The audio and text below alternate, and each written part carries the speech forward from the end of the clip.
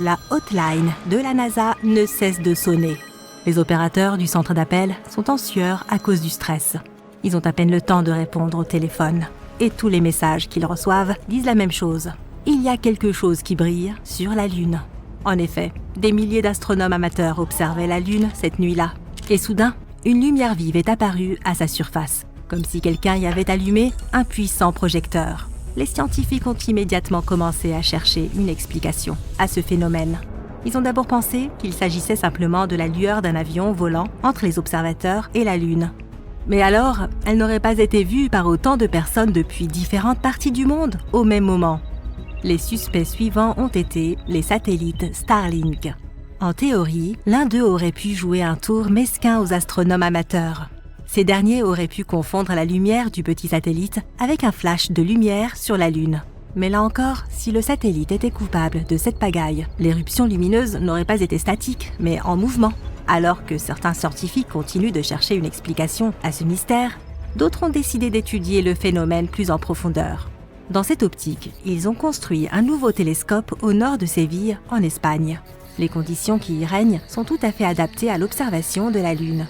Le télescope est équipé de 2 caméras contrôlées à distance depuis un campus en Allemagne.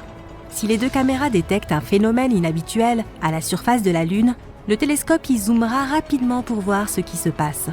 Il faudra aussi une intelligence artificielle avancée pour apprendre aux caméras à faire la distinction entre ce phénomène lunaire inexpliqué et la lumière d'un avion, d'un satellite ou d'une petite météorite qui viendrait de pénétrer dans l'atmosphère terrestre. Pendant que le télescope fait ses recherches, nous avons déjà une théorie qui pourrait expliquer l'apparition de ces éclairs ronds et brillants à la surface de la Lune. Nous savons que la Lune influence les marées des mers et des océans sur Terre avec sa force gravitationnelle. Mais la Terre peut affecter la Lune de la même manière. Seulement, cette force est 32,5 fois plus intense. À un moment donné de sa rotation autour de la Terre, la Lune est à son point le plus proche de notre planète. C'est alors que la force de l'interaction est la plus grande. À ce moment-là, les forces de marée peuvent forcer les fissures de la surface de la Lune à s'ouvrir et libérer du gaz depuis l'intérieur. Un puissant jet de gaz soulève alors la poussière lunaire avec lui. Et ce que nous percevons comme un flash lumineux à travers nos télescopes n'est en fait qu'un brouillard de poussière qui est rond et reflète bien la lumière du soleil.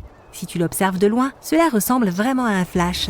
On pense que lorsque la poussière s'est élevée, il y a eu une petite explosion. Et ce flash s'estompe progressivement à mesure que la poussière se stabilise. Ces phénomènes se produisent en permanence à la surface de la Lune. On les appelle des phénomènes lunaires transitoires. Mais en plus des flashs lunaires, des choses bien plus mystérieuses et bizarres se sont produites. En 1178, 5 moines ont affirmé avoir vu la Lune qui avait la forme d'un croissant, commencer à se scinder en deux à partir d'un point supérieur. Puis, du feu et des étincelles ont commencé à jaillir de l'endroit de la séparation. C'était comme si un dragon crachait des flammes. L'instant d'après, la Lune s'est mise à pulser, puis est revenue à son état normal. Ce phénomène s'est répété plus de 10 fois. Et les flammes ont pris des formes différentes à chaque fois. Lorsque ce cauchemar s'est terminé, la Lune est devenue noire. Ce n'est qu'au XXe siècle que les scientifiques ont tenté d'expliquer le phénomène. Ils ont émis la théorie qu'un gros astéroïde était entré en collision avec la Lune à ce moment-là. Et c'est cet astéroïde qui aurait été responsable de la formation du cratère Giordano Bruno, d'une largeur équivalente à 15 ponts de Brooklyn. Mais dans ce cas, des millions de tonnes de fragments de l'astéroïde auraient également frappé la Terre. Et à ce moment, les gens auraient vu une incroyable pluie de météorites. Elles auraient été très brillantes et les souvenirs qu'elles auraient laissés auraient certainement laissé des traces dans les archives. Or, rien de cela ne s'est produit.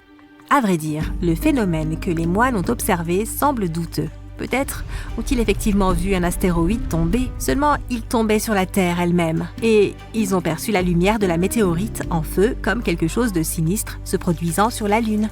Ou peut-être que les moines ont simplement imaginé des choses. Il n'y a pas d'autres témoins connus de cet événement. Un autre phénomène inhabituel est celui des lumières bleues et rouges sur la Lune. On peut les voir lorsqu'elle est en forme de croissant. Et cela se produit le plus souvent dans le cratère Aristarchus. Les flashs vont et viennent très rapidement, presque comme des éclairs. En fait, il s'agit d'électricité. Les forces des marées sont aussi responsables de ce phénomène. Elles provoquent une accumulation de contraintes mécaniques dans les roches. Cela peut produire un champ électrique, créant les flashs bleus qui ont surpris de nombreux astronomes amateurs. On peut aussi percevoir un scintillement semblable à celui d'une étoile sur la Lune. Cela peut être attribué aux météorites qui tombent sur sa surface. Comme la Lune n'a pas d'atmosphère, les astéroïdes qui s'en approchent ne se consument pas.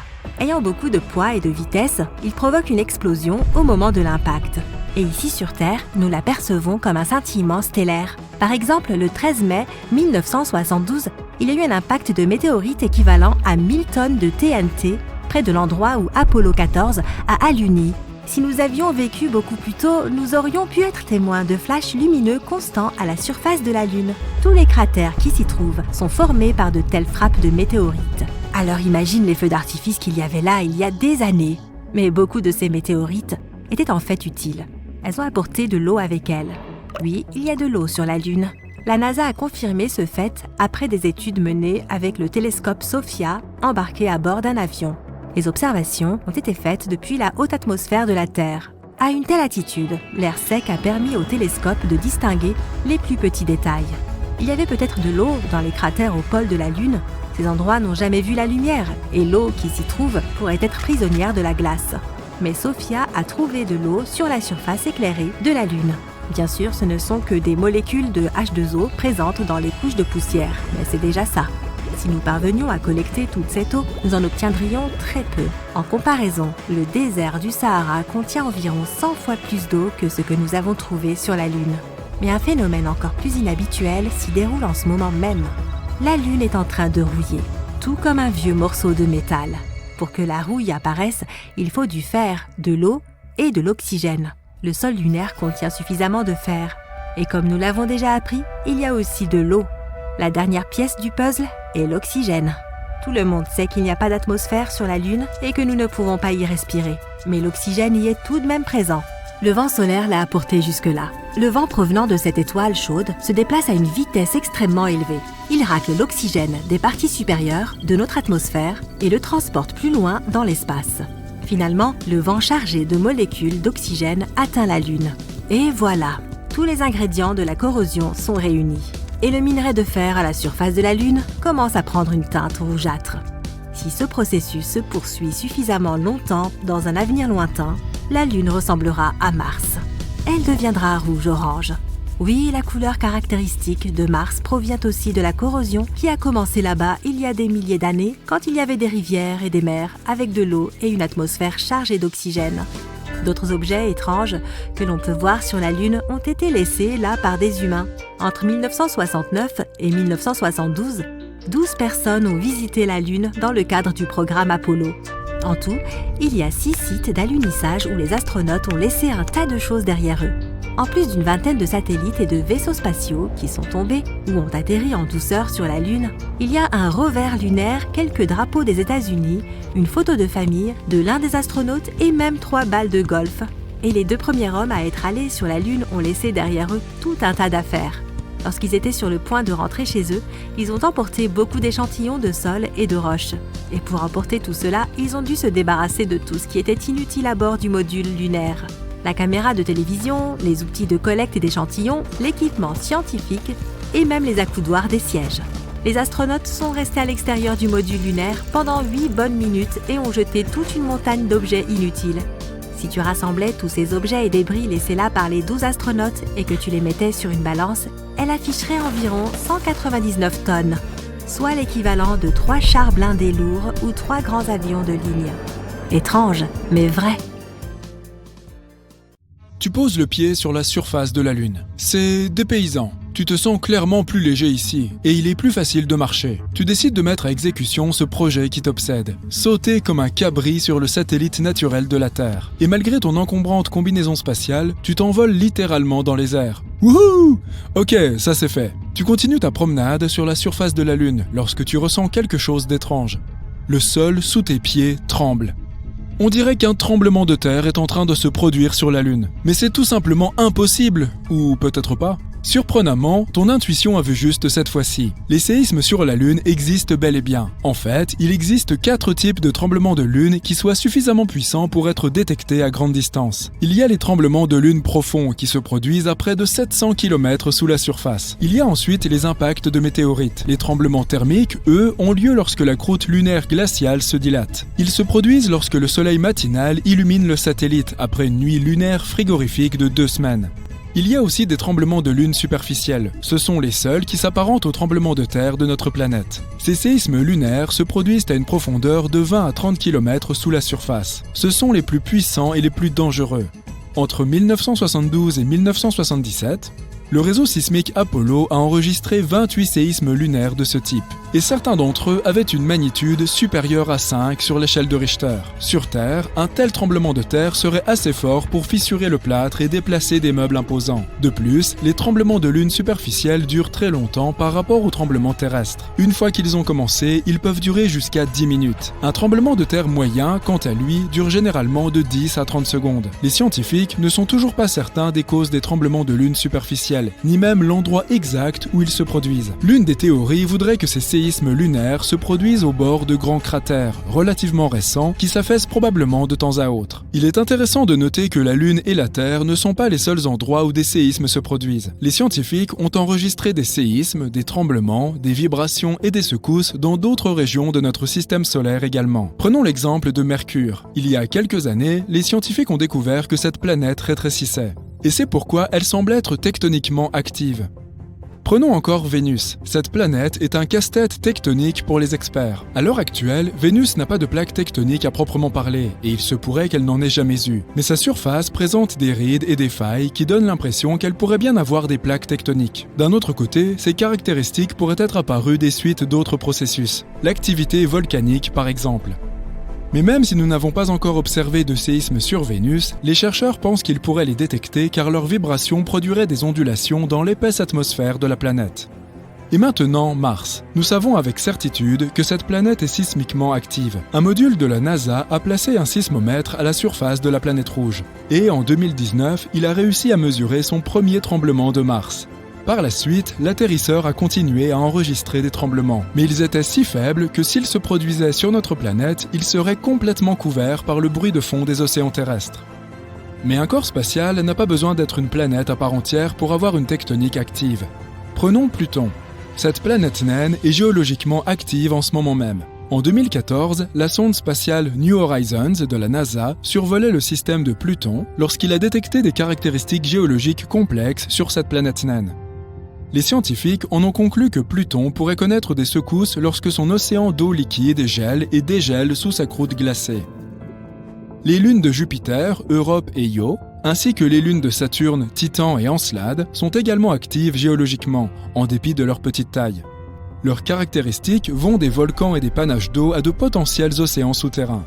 Et maintenant, je parie que tu ne connais pas ces faits étonnants sur les tremblements de terre qui se produisent sur notre propre planète. Il y a un endroit sur Terre où se produisent 90% de tous les tremblements de terre.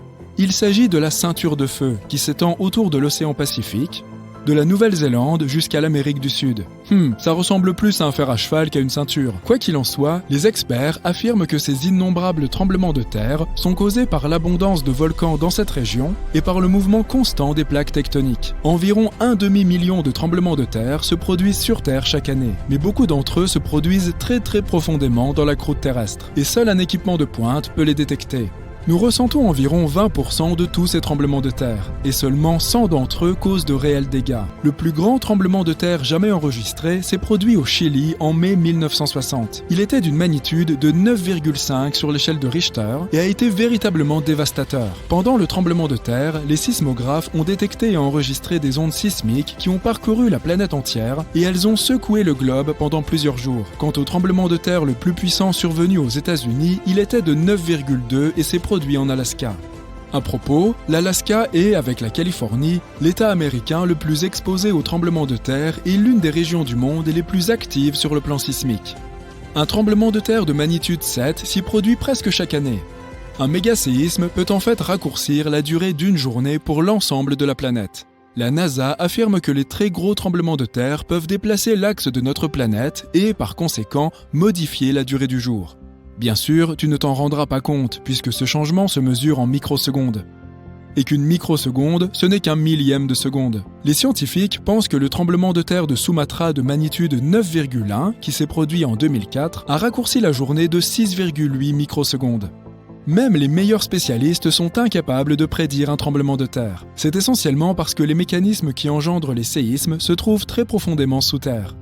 Mais de nos jours, nous avons appris à calculer avec davantage de précision le moment où un tremblement de terre pourrait se produire. Les tremblements de terre peuvent être déclenchés par des éruptions volcaniques ou, à tout hasard, par des impacts de météorites. Mais la plupart d'entre eux sont causés par les mouvements des plaques tectoniques de notre planète. La surface de la Terre est constituée de 15 à 20 plaques tectoniques en mouvement constant. La pression augmente lorsqu'elle se déplace, ce qui peut entraîner la rupture de la croûte de notre planète. San Francisco se déplace en ce moment même vers Los Angeles. Et la vitesse de ce mouvement est d'environ 5 cm par an. C'est aussi rapide que la pousse de tes ongles.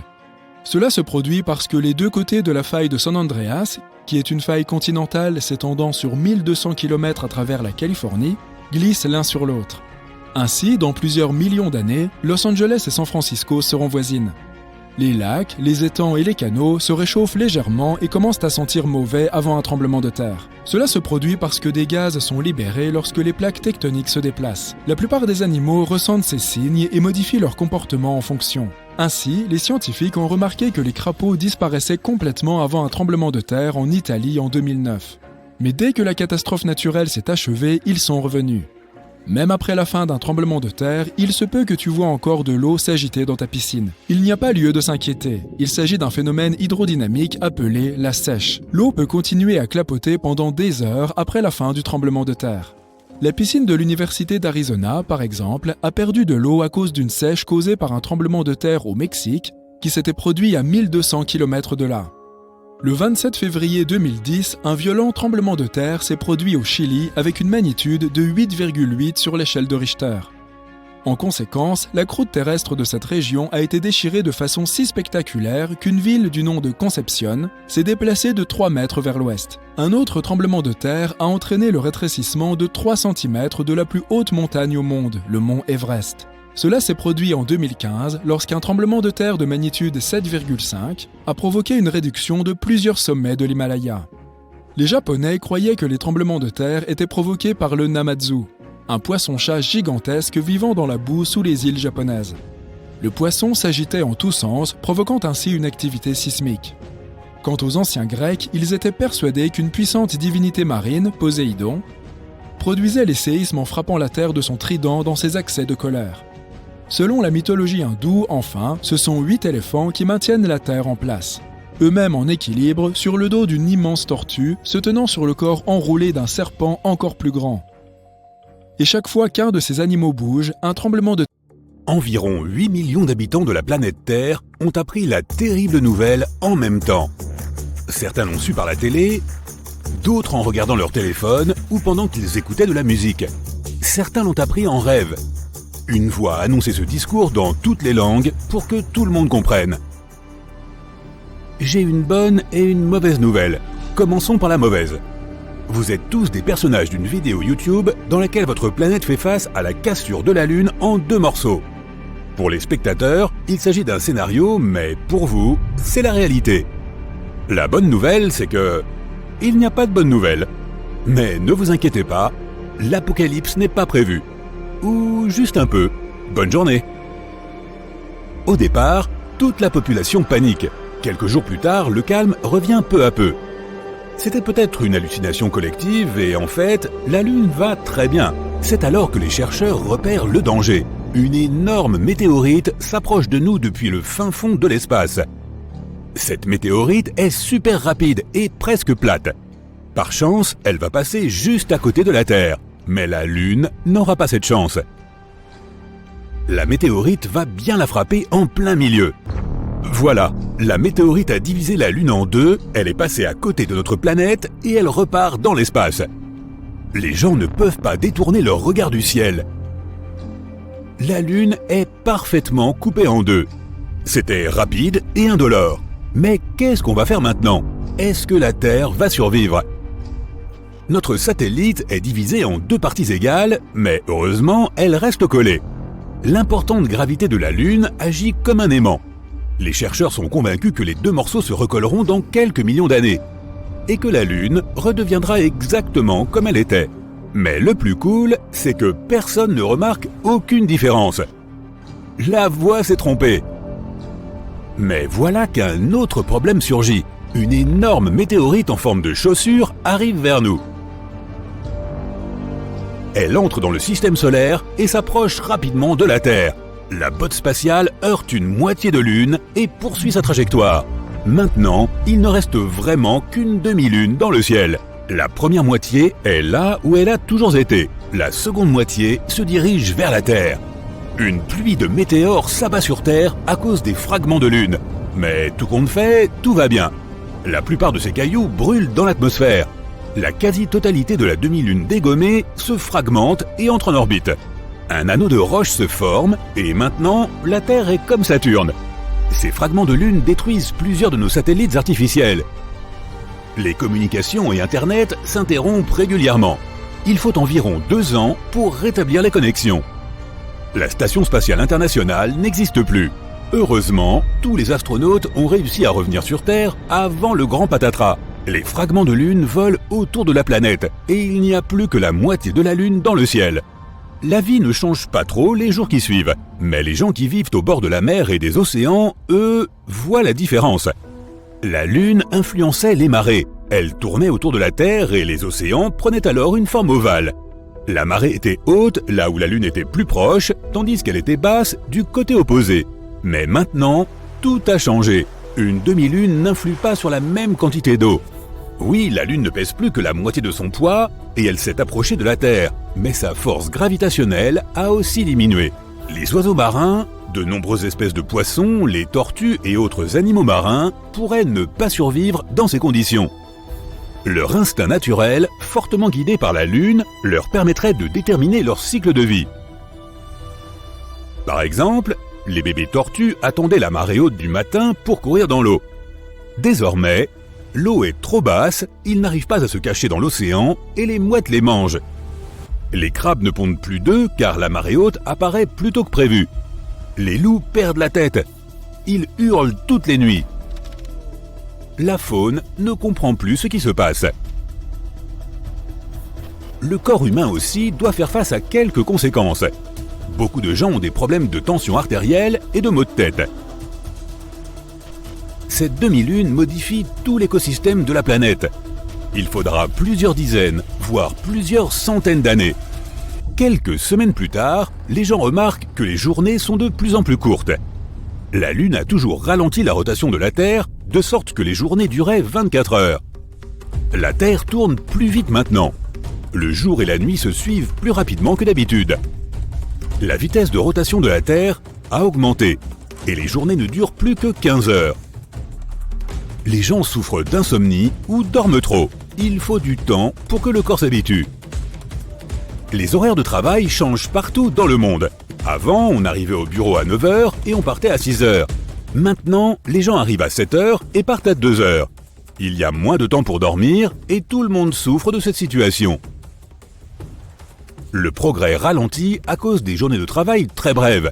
Les technologies du futur ont pris 20 à 30 ans de retard. La rémunération horaire n'a pas changé. Les salariés sont moins payés puisqu'ils travaillent moins d'heures. La Lune, quand elle était entière, régulait la météo et le climat sur Terre. Regarde Mars, elle a 2 petites lunes. Elles lui tournent autour rapidement et la font balancer sur son axe.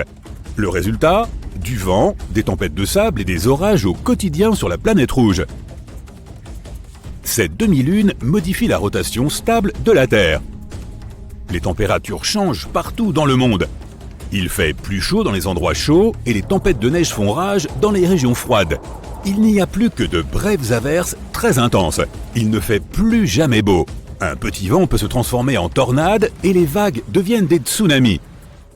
Les saisons changent plus vite, les hivers sont plus froids et les étés plus chauds. Le changement de rotation de la planète affecte son champ magnétique. Toutes les boussoles et les systèmes de navigation sont hors service. Il faut réapprendre à s'orienter. Les oiseaux ne vont plus vers la chaleur en hiver, car ils ne savent pas où aller. Leur boussole interne est cassée. Plusieurs centaines d'années sont passées.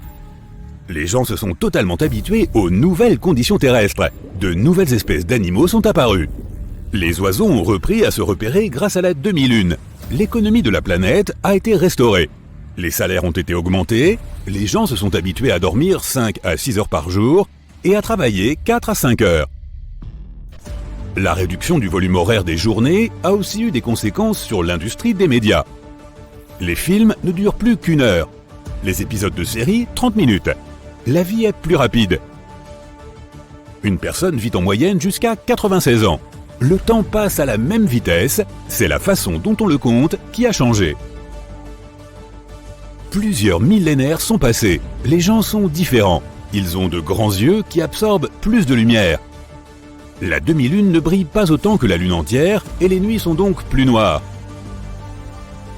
L'homme a eu besoin de quelques milliards d'années pour s'habituer à l'obscurité constante. Pour pouvoir mieux se déplacer dans ces conditions, les animaux aussi sont devenus plus grands et sensibles. L'orbite de la Terre a été débarrassée des météores. Il existe plusieurs stations spatiales qui tournent autour de notre planète. La voix mystérieuse reprend alors encore une fois la parole. L'histoire se termine parce que la vidéo se termine aussi. Désolé, bonne nuit.